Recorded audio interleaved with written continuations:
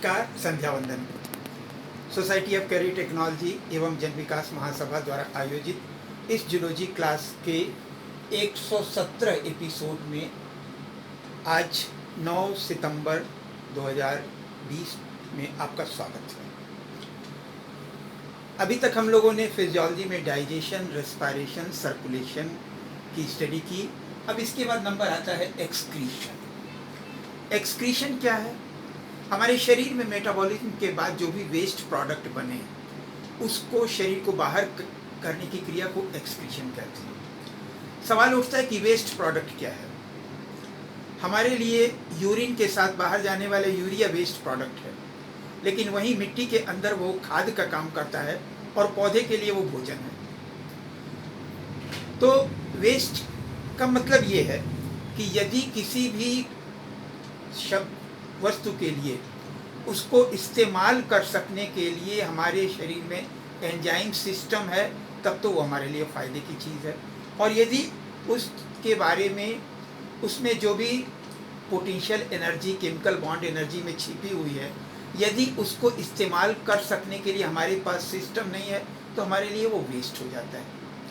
Carbon dioxide के अंदर जो C और O2 के बीच में पोटेंशियल एनर्जी है, केमिकल बॉन्ड एनर्जी है, उसे इस्तेमाल कर सकने के लिए एंजाइम सिस्टम हमारे बॉडी में नहीं है, इसलिए वो हमारे लिए वेस्ट है। लेकिन वहीं पौधे में प्रोटीन सिंथेसिस के समय उस CO2 की पोटेंशियल एनर्जी को इस्तेमाल करने के लिए एंजाइम सिस्टम है, तो वहाँ पौधे के लिए वो भोजन है। तो एक बात तो ये। दूसरी बात, प्रायः विभिन्न कक्षाओं में के पाठ्यक्रम में दो अलग अलग सवाल आते हैं।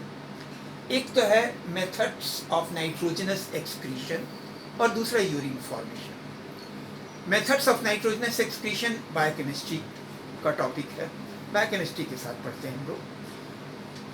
हम जो कुछ भी खाना खाते हैं उसमें जो कार्बोहाइड्रेट है, ग्लूकोज है, वो तो उसमें जितना ब्लड में और हर बॉडी सेल को इस्तेमाल करना था उसने ले लिया। जितना बचा वो लीवर या मसल सेल्स में ग्लाइकोजन के रूप में स्टोर कर लिया जाता है।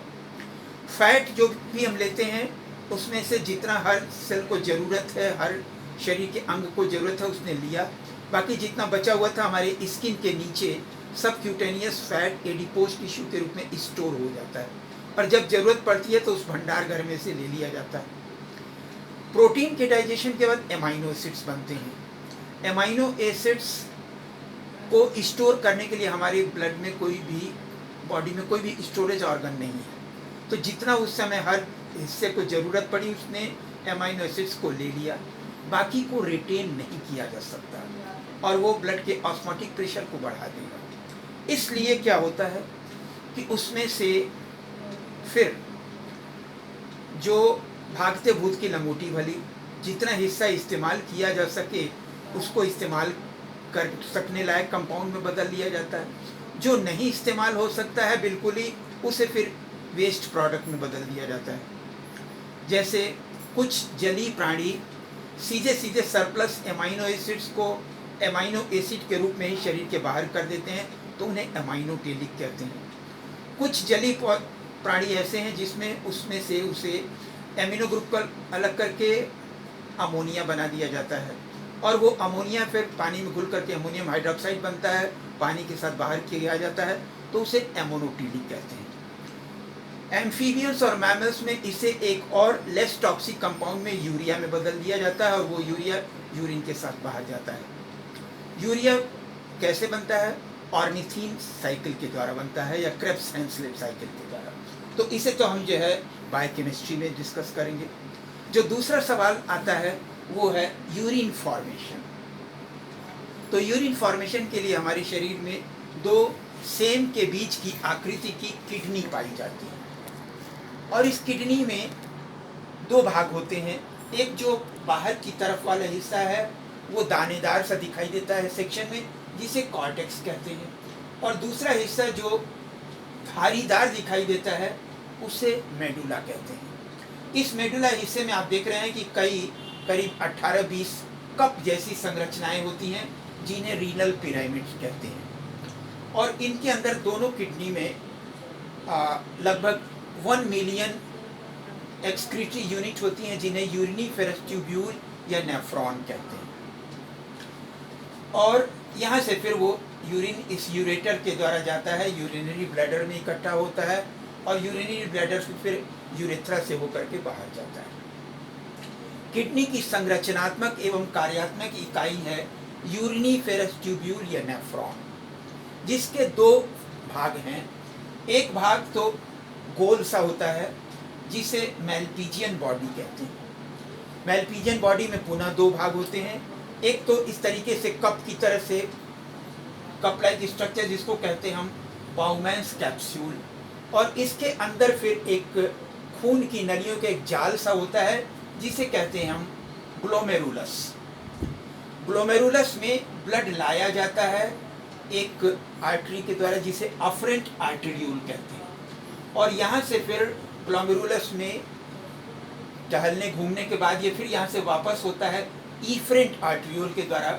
आप देख सकते हैं कि यहाँ पे इसका डायमीटर कम है, इसके कारण यहाँ पे ग्लोमेरुलस में प्रेशर ज़्यादा हो जाता है, करीब 70 मिलीमीटर Hg, जबकि उसकी तुलना में यहाँ पे बाउमैन्स कैप्सूल में करीब 40 मिलीमीटर Hg प्रेशर रहता है। ये इफरेंट आर्टेरियोल पुनः इसके आगे फिर जो यूरिनीफेरस ट्यूब्यूल का शेष हिस्सा है उसके चारों तरफ एक रक्तवाहिनियों का जाल बनाता है। बाउमैन्स कैप्सूल के बाद लंबी सी नलिका है और इस नलिका के 3 भाग हो जाते हैं। पहला वाला भाग जिसे कहते हैं प्रॉक्सिमल कन्वॉल्यूटेड ट्यूब्यूल, बहुत लिपटा हुआ है, यहाँ तो हमने सीधा सीधा बना दिया है लेकिन असल में वो काफ़ी लिपटा हुआ रहता है। और एक है बाद में जो डीसीटी या डिस्टल कन्वॉल्यूटेड ट्यूब्यूल। इन दोनों के बीच में बर्ड्स और मैमल्स में एक लंबा सा यू शेप बहुत महीन नलिका होती है जिसको हेनलेज लूप कहते हैं, और इस हेनलेज लूप के चारों तरफ फिर ये blood vessel peritubular capillary network बनाती है। जो हिस्सा हेनलेज लूप के चारों तरफ होता है उसे वासा रेक्टा भी कहते हैं कभी कभी। हमारे बॉडी में 2 तरीके के नेफ्रॉन होते हैं, एक तो कॉर्टिकल नेफ्रॉन और एक जक्स्टामेडुलरी नेफ्रॉन। कॉर्टिकल नेफ्रॉन ये वाले जो हैं ये तो 85% हैं और इनका काम है यूरिन फॉर्मेशन करना, लेकिन 15% ऐसे होते हैं जक्स्टामेडुलरी नेफ्रॉन जिसमें यहाँ से ब्लड वेसल आकर के इसी के पास में मिलकर के एक जाल बनाता है, मैकुला डेंसा वगैरह। उनका काम यह है कि उनमें रेनिन एंजियोटेंसिन सिस्टम पाया जाता है जो कि एल्डोस्टेरोन हार्मोन के सिक्रीशन को बढ़ाता है, और एल्डोस्टेरोन सोडियम आयन का रीअब्जॉर्प्शन करता है। इसके अलावा ये तो इसमें एक हार्मोन भी बनता है इरिथ्रोपोइएटिन, और ये ब्लड प्रेशर का भी कंट्रोल करता है। फिलहाल कॉर्टिकल नेफ्रॉन में यूरिन फॉर्मेशन के समय 2 जैसी संरचना है तो उसी के हिसाब से इसके काम करने में भी 2 स्टेप्स हैं। पहला स्टेप तो यहाँ मैल्पीजियन बॉडी में, और जिसमें क्या होता है कि इधर से होकर के जब ब्लड जाता है तो ब्लड का प्लाज्मा फिल्टर होकर के यहाँ पर आ जाता है। ब्लड सेल्स नहीं फिल्टर होते हैं क्योंकि उनका साइज बड़ा है और इसमें जो पोर्स हैं छोटे छोटे हैं, और यहाँ पे जो एक सेल लेयर थिक लेयर है इन सेल्स को पोडोसाइट्स कहते हैं। तो यहाँ पर करीब ग्लोमेरुलस में जो फिल्ट्रेशन होता है जिसे हम कहते हैं GFR या ग्लोमेरुलर फिल्ट्रेशन रेट, ये करीब 100 ml पर मिनट फिल्ट्रेशन होता है। लेकिन इसमें यहाँ से यहाँ तक आते थे कलेक्टिंग ट्यूब्यूल के लेवल तक आकर के यूरिन फॉर्मेशन जो होता है, यूरिन फॉर्मेशन 1 ml पर मिनट, यानी कि इसमें 99 ml पुनः यहाँ से सराउंडिंग ब्लड वेसल्स में चला जाता है। तो एक बात तो ये कि जो पहला स्टेप है इसे क्या कहते हैं, अल्ट्रा फिल्ट्रेशन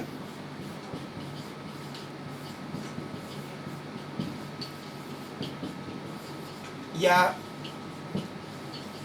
ग्लोमेरुलर फिल्ट्रेशन।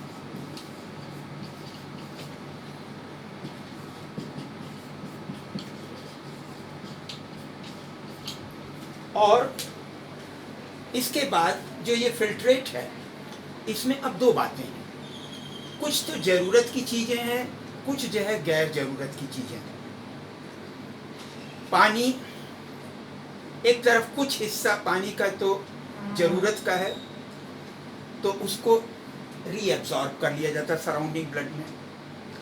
दूसरा ग्लूकोज है, तो ग्लूकोज को भी एक सीमा तक एक्टिव ट्रांसपोर्ट के द्वारा सराउंडिंग ब्लड वेसल्स में रीएब्जॉर्ब कर लिया जाता है। यहाँ पर डिस्टल ट्यूब्यूल से एल्डोस्टेरोन हार्मोन के कारण सोडियम आयन का रीएब्जॉर्प्शन कर लिया जाता है। तो दूसरा स्टेप क्या है, अल्ट्राफिल्ट्रेशन के बाद रीएब्जॉर्प्शन। और रीएब्जॉर्प्शन तीनों का जो है उसके लिए अलग अलग सिस्टम है। रीएब्जॉर्प्शन ऑफ वाटर के लिए अलग सिस्टम है, रीएब्जॉर्प्शन ऑफ ग्लूकोज के लिए अलग सिस्टम है, रीएब्जॉर्प्शन ऑफ NaCl के लिए अलग सिस्टम है। सबसे पहले आइए यहाँ पर रीएब्जॉर्प्शन ऑफ वाटर की बात करें। हर मिनट में 100 ml ग्लोमेरुलर फिल्ट्रेट बन रहा है, जिसमें पूरा का पूरा ब्लड प्लाज्मा है और ब्लड सेल्स नहीं आ रहे हैं। इसलिए ये फिल्टर होने के बाद यहाँ जो ब्लड जा रहा है वो थोड़ा सा ज़्यादा गाढ़ा होगा।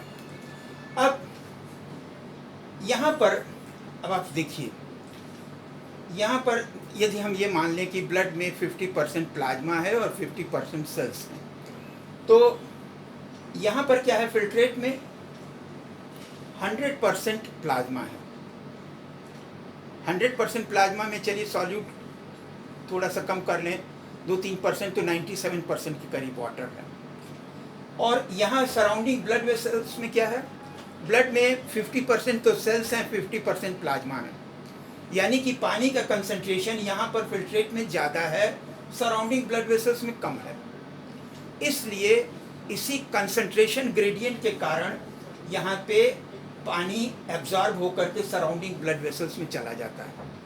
तो 100 में से लगभग 80 ml तो इस हिस्से में रीएब्जॉर्ब हो जाता है, बाकी 20 ml इस हिस्से में। लेकिन अब यहाँ एक बड़ी इंटरेस्टिंग बात है, ये वाला हिस्सा पानी के लिए फ्रीली परमिएबल है। इसमें से पानी आसानी से सराउंडिंग ब्लड वेसल्स में जा सकता है और उसमें से आ सकता है। तो यहाँ पर तो इस कंसंट्रेशन ग्रेडियंट के कारण लगभग 80 ml वाटर रीएब्जॉर्ब हो जाता है।